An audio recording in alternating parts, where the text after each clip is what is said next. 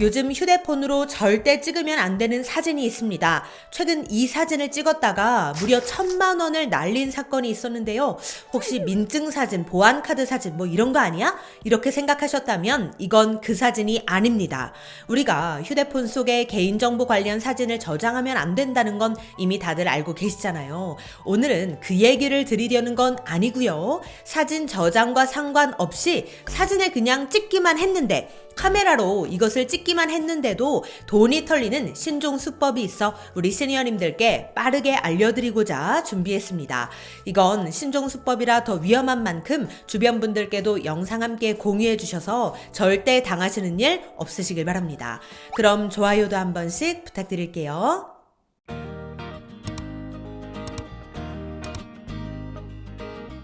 안녕하세요. 시니어를 위한 꼭 필요한 정보 시니어 전성시대입니다. 우리 시니어님들 휴대폰으로 사진 찍는 거 다들 좋아하시죠? 저도 가족들이랑 나들이를 가보면 요즘엔 저보다도 저희 부모님이 사진을 더 많이 찍으시더라고요. 그 정도로 요즘엔 휴대폰으로 사진 찍는 게 취미이자 일상이 된 우리 시니어님들이 정말 많으신데요. 그런데 요즘 이런 사진은 진짜 조심하셔야겠습니다. 카메라로 이걸 찍기만 했는데 내 폰이 해킹당해서 내 통장 속 돈이 탈탈 털리는 충격적인 사건이 벌어졌습니다. 그런데 오늘 이 사건 말씀드리기 전에 상식적으로 이미 널리 알려진 휴대폰 속 사진에 대한 이야기부터 잠깐 한번 짚어드리고 가겠습니다. 우리가 휴대폰 속에 절대 저장하면 안 되는 사진들이 있어요. 이건 제가 오래전 영상에서도 알려드린 적이 있어서 알고 계신 분들도 많이 계실 텐데요. 그것은 바로 주민등록증 사진, 운전면허증 사진, 여권 사진, 은행 보안카드 사진 등등 개인정보가 나와 있는 사진들입니다. 우리가 이런저런 이유들로 나의 개인정보가 나와 있는 사진들을 내 휴대폰 속에 저장해서 가지고 다니는 경우들이 참 많은데요. 그런데 이런 사진들은 찍어놓고 저장하지 마시고 그때그때 바로 지우고 또 삭제하셔야 합니다. 왜냐? 내 폰이 해킹당하거나 악성 앱이 설치되거나 보이스피싱, 스미싱 이런 피해를 입었을 때 이 범죄자들이 제일 먼저 들여다보는 게 내 폰 속에 저장된 개인정보 사진들이거든요. 이런 게 단 한 장이라도 있으면 이놈들이 이걸 이용해서 내 통장 속 돈을 빼내가는 거는 물론이고 내 개인정보를 활용해서 내 명의로 알뜰폰을 개통한다거나 내 이름으로 나 몰래 대출을 받아서 큰 빚을 지게 하는 경우들도 있습니다. 그러니까 내 휴대폰 속 개인정보가 나와 있는 사진들은 바로바로 삭제하시고 혹시 아직 삭제하지 않은 사진이 있다면 오늘 바로 삭제하시기 바랍니다. 자, 그렇다면 다시 오늘 본론으로 돌아와서 요즘 휴대폰 카메라로 찍으면 안 되는 사진이 무엇이냐? 찍기만 해도 돈을 털어갈 수 있기 때문에 이거 진짜 무섭습니다. 사기 수법은 계속해서 진화하고 있기 때문에 그때그때 새로운 수법들을 우리가 미리 파악하지 않으면 나도 모르는 사이 순식간에 당할 수가 있는 건데요. 이제는 하다 이런 수법까지 만들어냈습니다. 자, 그럼 지금부터 실제 사건들을 통해 자세히 알려드리겠습니다. 자영업자 A씨가 얼마 전 겪은 실제 사건인데요. A씨에게 어느 날 이메일 한 통이 날아옵니다. 제목이 소상공인 저금리 대출이었는데요. 메일 내용은 이랬습니다. 소상공인을 위한 대출 안내에 대한 글이 적혀 있었고 또 금융사기 예방 앱을 설치하기 위해 QR코드를 촬영하라는 내용도 함께 있었는데요. 자, 여기서 잠깐 QR코드 우리 시니어님들도 보신 적 있으시죠? 한 예로 우리가 코로나 때 식당에 들어갈 때 QR코드 찍어서 입장하고 뭐 그랬잖아요. 이렇게 정사각형 모양으로 정신없게 생긴 거 보신 적 있으실 거예요. 쉽게 말해 바코드의 사각형 버전이라고 봐도 무방할 것 같은데요. 그러면 이 QR코드를 카메라로 찍으면 어떻게 될까요?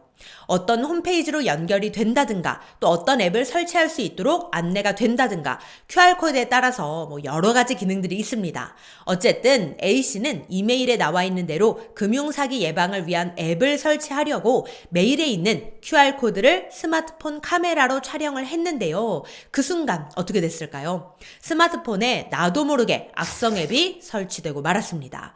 결국 이렇게 설치된 악성 앱으로 인해 나의 개인정보가 유출되었고 결국 1,000만 원 가량의 돈을 잃고 말았습니다. 정말 안타까운 일인데요. 이런 이메일 자체가 결국 사기 피싱 메일이었던 거예요. 소상공인을 위한 대출 이런 것도 다 거짓이었고 거기에 나와 있는 QR코드 역시 악성 앱 설치를 위한 피싱 QR코드였던 겁니다. 그런데 수법은 여기서 그치지 않았습니다. 또 다른 유형의 수법도 있었는데요. B씨는 은행 스마트 뱅킹을 이용해서 돈을 이체하고 있었습니다. 그때 갑자기 추가 인증이 필요하다는 문자 한 통을 받게 됩니다. 그 문자에는 QR코드가 담겨 있었는데요. 은행 뱅킹으로 돈을 이체하고 있었던 중이니까 당연히 은행에서 온 문자겠거니 생각하고 아무런 의심 없이 문자에 나온 지시대로 앱을 설치하고 은행 보안 카드까지 촬영하고 말았습니다. 그렇게 하던 도중 B씨는 갑자기 이상한 생각이 들었는데요. 보안 카드를 촬영하라고? 이거 흔한 피싱 수법인데 사기 아니야? 그 순간 하던 동작을 멈추었지만 이미 휴대폰 소액 결제로 게임머니 35만 원이 결제되고 말았습니다. 정말 순식간에 이 모든 일이 벌어지고 말았는데요. 이 두 사건에 공통점이 있습니다. 바로 QR코드를 이용한 사기였다는 거죠. 이걸 우리는 QR코드 피싱 사기라고 해서 줄여서 큐싱 사기라고 이야기를 합니다. 큐싱 사기 수법은 보통 이렇습니다. QR코드를 찍으면 어떤 홈페이지가 연결이 되는데 이 홈페이지에 개인정보를 입력하라고 한다든지 또는 악성 앱을 설치하도록 유도하는 방식입니다. 즉 QR코드를 통해 개인정보를 유출하거나 내 폰에 악성 앱을 설치하는 방식인 거죠. 이거 근데 뭐랑 비슷한가요? 우리가 익히 알고 있는 인터넷 주소 URL을 누르라고 하는 방식과 아주 유사합니다. 이 수법은 문자에 URL을 넣어놓고 뭘 확인하려면 URL을 눌러라 이렇게 유도를 해서 개인정보를 털어가거나 악성 앱을 설치하는 방식이었죠.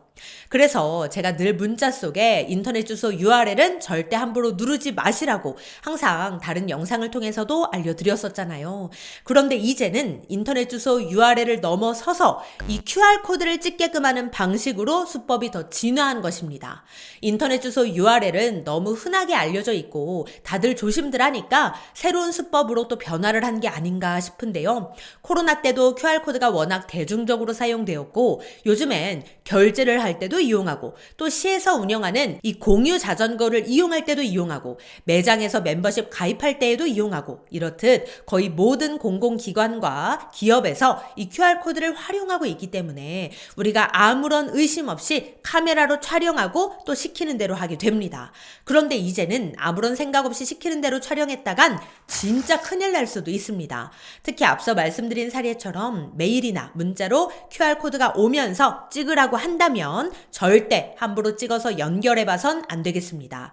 물론 식당이나 매장에서 직원들이 안내하는 QR코드는 상대적으로 괜찮습니다. 그러나 공공시설에 공개되어 있는 QR코드, 메일 또는 문자로 오는 QR코드는 혹시나 피싱 사기일 수도 있으니 주의하시는 게 좋겠습니다. 그리고 혹시 모르고 촬영을 했다 하더라도 개인정보를 입력하거나 또 앱 설치까지 하지 않으셨다면 괜찮으니까 이 점도 함께 참고해 주시기 바랍니다. 네, 오늘은 요즘 유행하고 있는 큐싱 사기에 대한 정보 알려드렸는데요.